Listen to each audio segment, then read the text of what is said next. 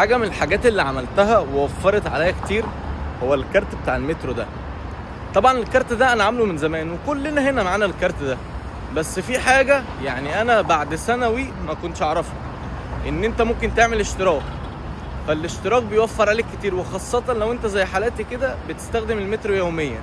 يعني انا تقريبا افتكر في فترة من الفترات اللي انا جيت استخدمت بحوالي 600 درهم مواصلات بس مترو بس في شهر واحد. فلا، في الاوبشن ان انت تشترك شهر 350 درهم في الشهر بيبقى انليميتد، وفي الاوبشن ان انت بتشترك 3 شهور اللي هو 90 يوم بحوالي 860 درهم.